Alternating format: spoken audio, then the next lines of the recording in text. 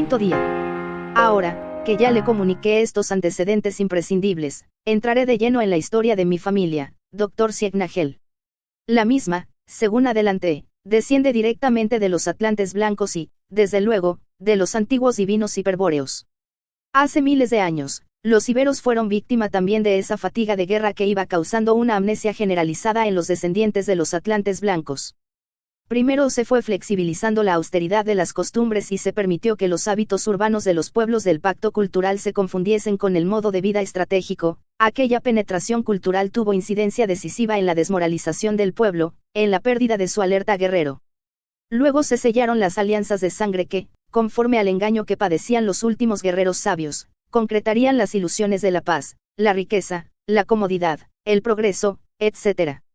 Lógicamente, junto con los príncipes y princesas de los pueblos del pacto cultural, vinieron los sacerdotes a imponer sus cultos a los dioses traidores y a las potencias de la materia. Los guerreros perdieron así su espiritualidad, conocieron el temor y especularon con el valor de la vida. Aún serían capaces de luchar, pero solo hasta los límites del miedo, como los animales, y, por supuesto, se harían temerosos de los dioses, respetuosos de sus voluntades supremas a las que nadie osaría desafiar. Ya no levantarían, pues, la vista de la tierra, ni buscarían el origen.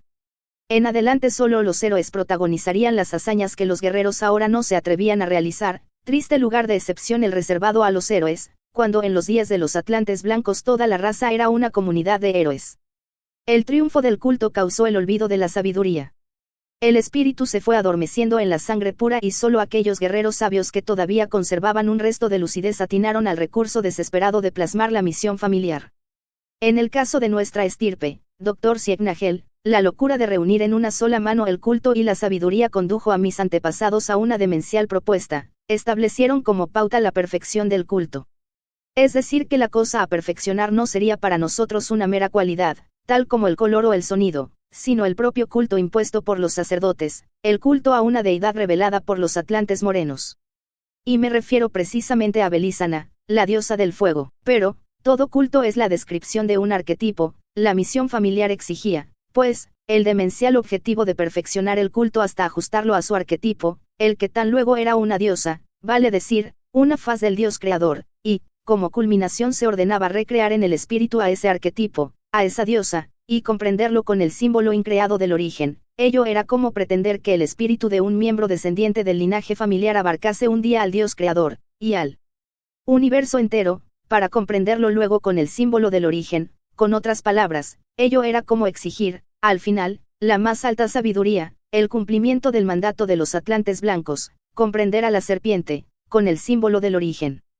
No podría asegurarle si esta alucinante propuesta fue el producto de la locura de mis antepasados u obedeció a una inspiración superior, a una solicitud que los dioses liberadores hacían a la estirpe. Quizá ellos sabían desde el principio que uno de los nuestros llegaría a cumplir la misión familiar y despertaría, como guerrero sabio, en el momento justo en que se librase, sobre la tierra, la batalla final. Porque, si descartamos un acto de locura de los guerreros sabios y aceptamos que obraron con plena conciencia de lo que suponían conseguir, no se explica la extrema dificultad de semejante misión a menos que su cumplimiento contribuyese a la estrategia de la guerra esencial y se confiase en la ayuda y la guía invisible de los dioses liberadores.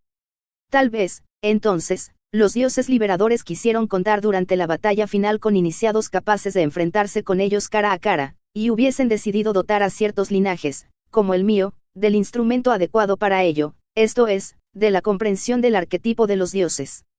Esta necesidad se entiende por medio de una antigua idea que los atlantes blancos transmitieron a los guerreros sabios de mi pueblo. De acuerdo a esa revelación, los dioses liberadores eran espíritus increados que existían libremente fuera de toda determinación material, pero los espíritus encadenados en la materia, en el animal hombre, habían perdido el origen y, con ello, la capacidad de percibir lo increado. Solo podían relacionarse con lo creado, con las formas arquetípicas. Por eso los dioses liberadores solían emplear como ropaje algunos arquetipos de dioses para manifestarse a los hombres. Naturalmente, tales manifestaciones solo tendrían lugar frente a los iniciados hiperbóreos, porque solo los iniciados serían capaces de trascender los ropajes, las formas de los arquetipos creados, y resistir cara a cara las presencias terribles de los dioses liberadores.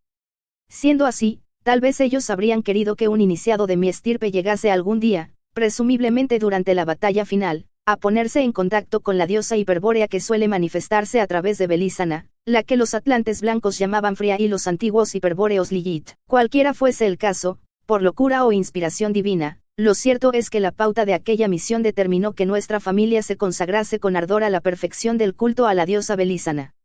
Seguramente esa dedicación tan especial a la práctica de un culto haya sido salvadora, pues, durante muchas generaciones, se creyó que el nuestro era un linaje de sacerdotes. En verdad, los primeros descendientes en la misión familiar no se debían diferenciar mucho de los más fanáticos sacerdotes adoradores del fuego.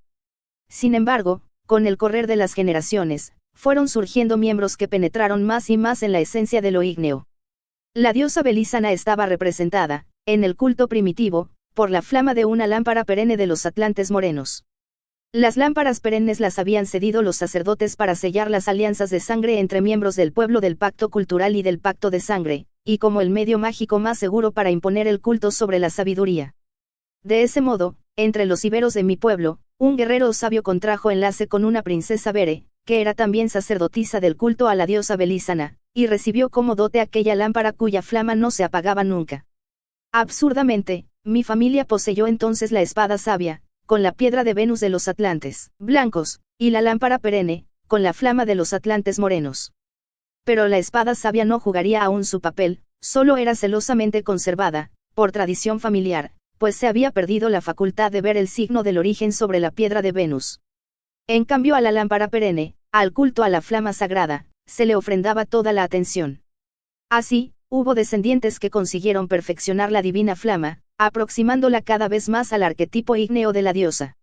Y hubo también descendientes que lograron aislar y aprender la esencia de lo ígneo, incorporando el arquetipo del fuego en la sangre familiar.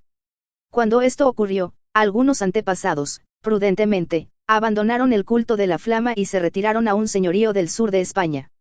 Dejaron la lámpara perenne a los restantes familiares, que eran incapaces de faltar al culto, y conservaron la espada sabia, que para aquellos no significaba nada. Por supuesto, quienes quedaron en custodia de la lámpara perenne continuaron siendo reyes o sacerdotes porque el pueblo estaba completamente entregado al culto de la diosa Belísana. Los que se retiraron, mis antepasados directos, tuvieron que ceder en cambio todos sus derechos a la sucesión real. No obstante, mantuvieron algún poder como señores de la casa de Tarsis, cerca de Huelva, en Andalucía. Fue entonces cuando adoptaron el barbo o unicornio como símbolo de la casa de Tarsis. Al principio representaban aquel pez mítico en sus escudos o en primitivos blasones, pero en la Edad Media, como se verá, fue incorporado heráldicamente al escudo de armas familiar. El barbo o caballero, Barbus eques, es el más común en los ríos de España, especialmente el Odiel que circulaba a escasos metros de Tarsis. Recibe el pez tal nombre debido a 4 barbillas que tiene en la mandíbula inferior, la cual es muy saliente. Empero, el barbo al que se referían los señores de Tarsis era un pez provisto de un cuerno frontal y 5 barbillas. El mito que justificaba al símbolo afirmaba que el barbo, desplazándose por el río Odiel, era semejante al alma transitando por el tiempo trascendente de la vida, una representación del animal hombre. Pero los descendientes de los atlantes blancos no eran como el animal hombre, pues poseían un espíritu increado encadenado en el alma creada, entonces el barbo no los representaba concretamente. De allí la adición del cuerno espiralado, que correspondía al instrumento empleado por los dioses traidores para encadenar al espíritu increado, vale decir, a la llave Kala Chakra. Naturalmente, el espíritu increado era irrepresentable, y por eso se lo insinuaba dejando sin terminar, en las representaciones del barbo unicornio, la punta del cuerno. Más allá del cuerno, a una distancia infinita, se hallaba el espíritu increado, absurdamente relacionado con la materia creada. Y la barba del barbo, desde luego, significaba la herencia de Nabután, el número de Venus. Naturalmente, los señores de Tarsis prosiguieron practicando el culto a Belísana, pues, hasta Litou de Tarsis, no hubo ninguno que comprendiese la misión familiar y, además, porque ello estaba establecido y sancionado por las leyes de mi pueblo. Mas, el objetivo secreto de la misión familiar impulsaba inexorablemente a sus partícipes a recrear espiritualmente el arquetipo ígneo, y eso los marcó con una señal inconfundible. Adquirieron fama de ser una familia de místicos y de aventureros, cuando no de locos peligrosos. Y algo de verdad había en tales fábulas, pues aquel fuego en la sangre, al principio descontrolado, causaba los extremos más intensos de la violencia y la pasión, existieron quienes experimentaron en sus vidas el odio más terrible y el amor más sublime que humanamente se puedan concebir, y toda esa experiencia se condensaba y sintetizaba en el árbol de la sangre y se transmitía genéticamente a los herederos de la estirpe. Con el tiempo, las tendencias extremas se fueron separando y surgían periódicamente señores que eran puro amor o puro valor, es decir, grandes místicos y grandes guerreros. Entre los primeros, estaban los que aseguraban que la antigua diosa se había instalado en el corazón y que su flama los encendía en un éxtasis de amor; entre los segundos, los que, contrariamente, afirmaban que ella les había helado el corazón, les había infundido tal valor que ahora eran tan duros como las rocas de Tarsis. También las damas intervenían en esta selección; ellas sentían el fuego de la sangre como un dios, al que identificaban como Veleno, el esposo de Belisana. En realidad este Veleno, dios del fuego al que los griegos conocían como Apolo, el hiperbóreo, era un arquetipo ígneo empleado desde los días de la Atlántida por el más poderoso de los dioses liberadores como ropaje para manifestarse a los hombres. Me refiero al gran jefe de los espíritus hiperbóreos, Lucifer, el que desafía con el poder de la sabiduría al poder de la ilusión del Dios creador, el enviado del Dios incognoscible, el verdadero Cristo de luz increada. Faltaba, pues, que de la estirpe de los señores de Tarsis brotase el retoño que habría de cumplir la misión familiar, el que recrease en el espíritu el fuego de los dioses y lo comprendiese con el símbolo del origen. Le anticipo, Dr. Ciegnagel, que solo hubo dos que tuvieron esa posibilidad en grado eminente, Litou de Tarsis, en el siglo XVI, y mi hijo Noiou en la actualidad. Pero, vayamos hacia esto paso a paso.